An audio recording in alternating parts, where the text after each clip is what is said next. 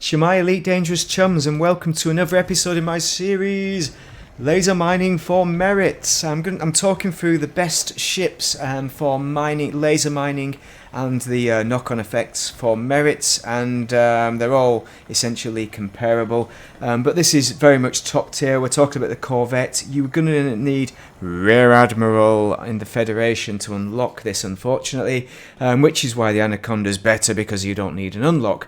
But I'd say it's somewhere between the Anaconda and the Cutter with regards to performance. So it's got, just like the Anaconda, the 8A distributor, which means we've got 5 2D mining lasers blasting at the same time. That's going to destroy rocks within seconds. We've also budded it up with a multi-cannon. This is for defense if you're in a Haz Res. Overcharged corrosive. Now, you probably want extra ammo capacity corrosive, to be honest, with a corrosive shell. But I suppose it gives you a bit of extra damage, and hopefully you'll deal with the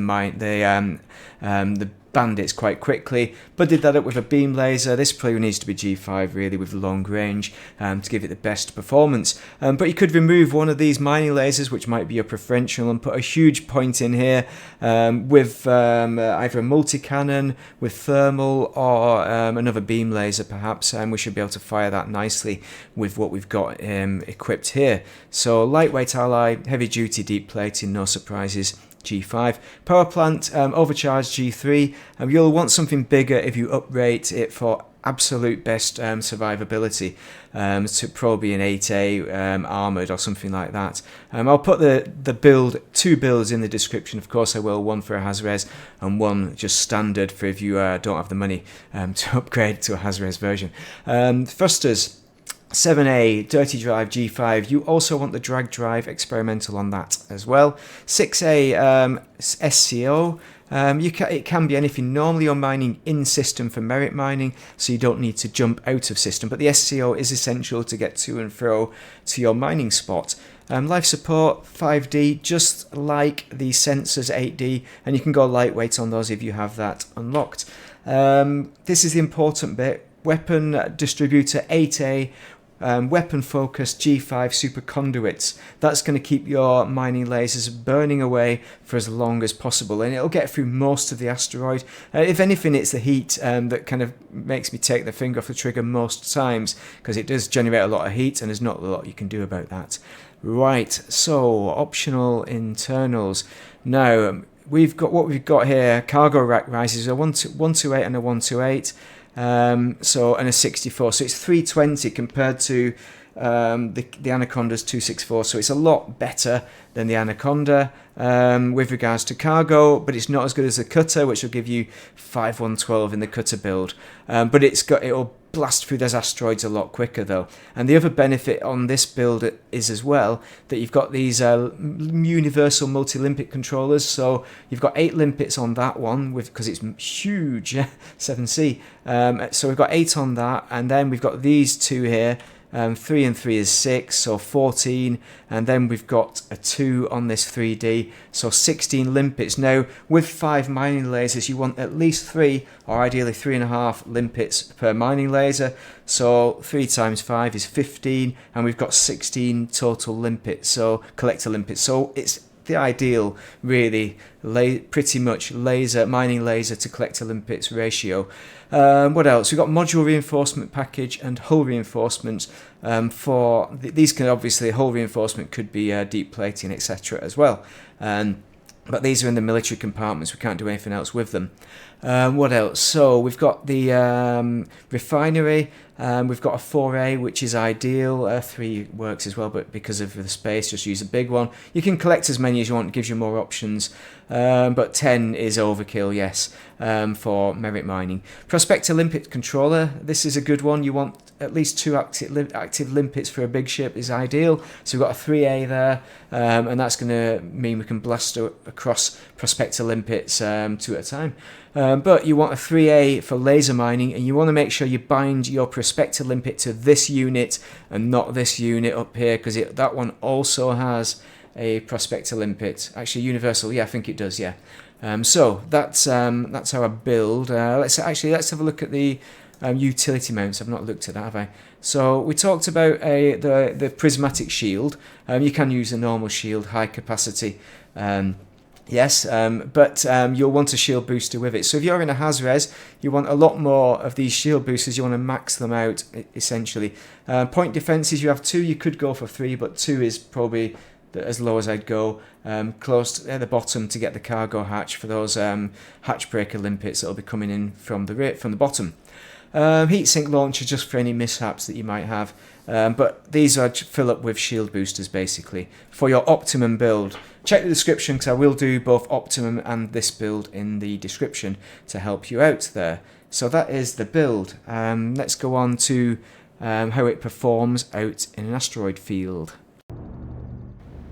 In the Corvette, you will find the mining experience is a complete pleasure.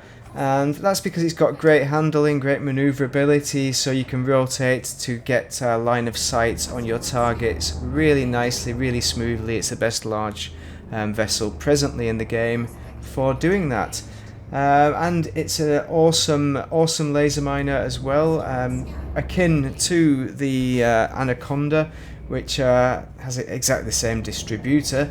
But with regards to firing lasers, the one difference compared to the Anaconda is the positioning. So these top lasers that are firing now, they're positioned further back than the bottom lasers. So sometimes they might not all fire at the same time because you need to get a little bit closer, that's all. Notice the temperature increased as well, so we do get some thermals coming in with persistent heating, but it's depleted in no time whatsoever. And then we're just playing the waiting game of the limpets. And then next we'll as ever, deploy our prospectors to see what's on those rocks that are nearby. Now, with my runs for metals, I've been collecting anything from silver upwards, so silver, gold, but osmium and platinum are the main ones, the main money makers with regards to, and therefore the main merit makers. And yeah, we had a good run here, and we're just trying to position it, get some new rocks at this point.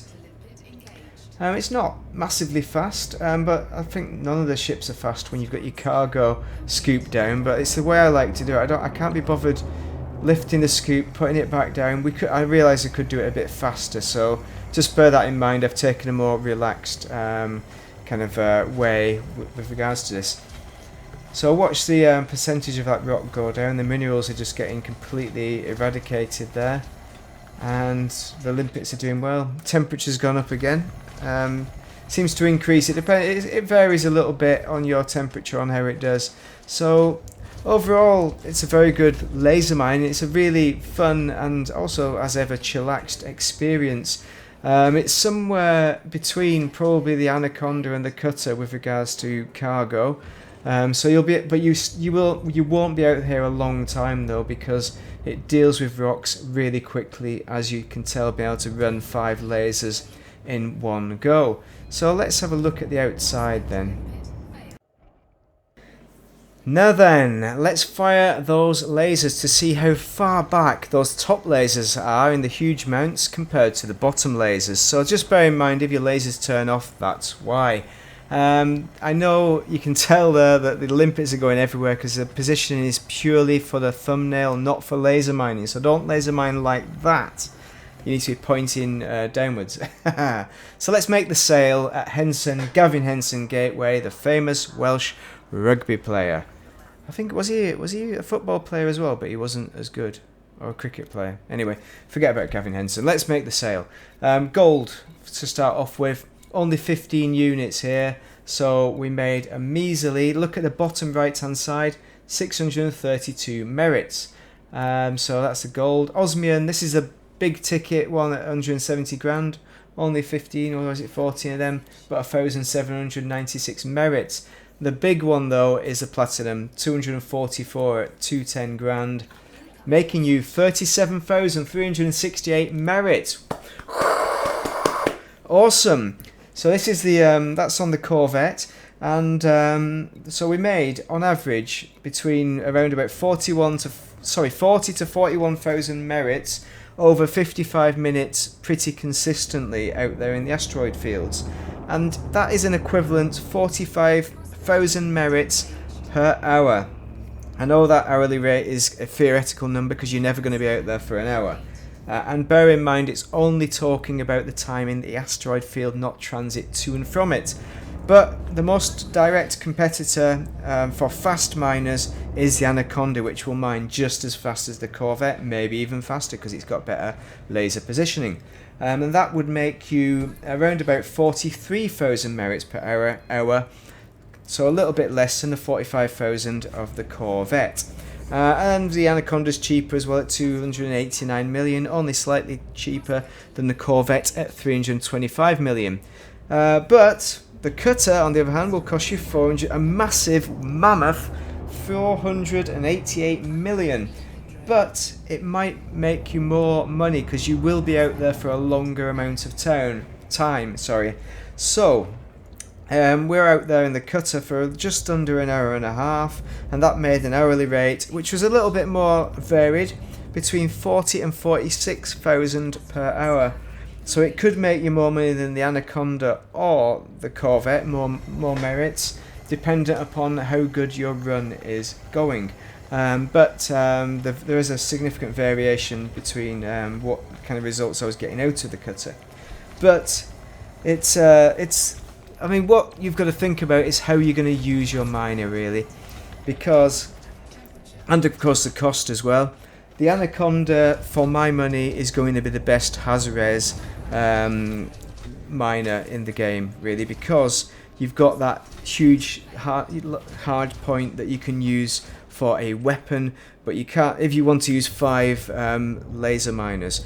But if you're using your huge point on the Corvette, then you'd want to use 4 laser miners. So you're going to make a compromise there. So there's no compromise with the Anaconda, perfectly capable of defending itself against pirates. But the Corvette, you could put any of these ships, Anaconda, Corvette or Cutter, in a Haz Res. Of course you can, but I'm talking about the very best. And I'm not doubting that you have no problems in your Cutters in a Haz Res.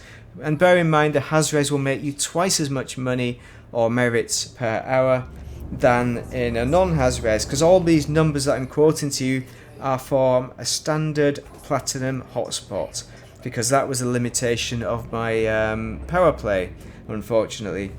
So you would make twice as much of what these numbers that I'm quoting you, and potentially these hourly rates that I'm quoting you, in a Haz Res. But the Cutter, for my money, is probably overall, I mean, I've got to grudgingly say overall the best, to be honest, because you've got that 512, and if you're in just a standard, as I'm in here, in a standard kind of platinum hotspot, there's no pirates. So in this one I'm using there, so you can just turn the game off and then reload and start again and start the clock timing if you don't want to do an hour and a half or whatever it is. So you can come back to it. Obviously in a Haz Res you can't. Well, you can do that. You can just kill the pirates with your lasers. So yeah, the Cutter. They're all very bit different. The Cutter also, handling wise, the Cutter slides, but I don't think that's really a problem because the way I do mining, I do it really slowly. But you probably do it different. You can boost and bump into rocks and all kind of business. That's why we have shields. So I have no doubt that it's not necessarily the way you want to mine, the way I mine. But you want to consider these top 3, the Anaconda, the Corvette and the Cutter, for different reasons. If I was going to buy only one, I would be tempted. I'd be choosing between the Corvette and the Cutter, and I'd probably pick the Cutter. I probably would, because that's the only thing I use the Cutter. Actually, no, I use the Cutter for loading my tritium to my ship. So I keep saying so because is everything going to conclude? That is the Corvette. I've talked about all of them during that video, but I will have the Cutter video coming out next week probably, and unless I do the T9, I'm going to do a T9. I think. I'm not sure if the T9 will be in as much depth because I don't have as much time to do runs in a T at 9. It may only be one run I do, so it's not going to be as good as scientific, I suppose it is, as rigorous. That's the word. As rigorous as these videos, where I've done multiple runs. 3 or 4 runs per vessel. Right. So this is laser mining in the Corvette. I'm going to sign out now. Thank you very much for tuning in and staying with me till the bitter end. Drop any questions you have down below, or any comments, any corrections, any thoughts on how you do laser mining, top tips, that kind of thing. Anything that you can point out that could help people along with laser mining and merit mining especially. If you're a newcomer as well to merit mining, then check out my Python video. That's what that one is all about. New players on a new laser mining adventure. Basically, it should tell you just about everything you need to know. There is one error in that video as well, which is luckily my chums have pointed it out in the comments. So thank you very much for watching, and have a most excellent day. This is a great ship, by the way. If you have an Anaconda, then do a Corvette build at some point. Do it. Buy all of them. Thank you for watching, everyone.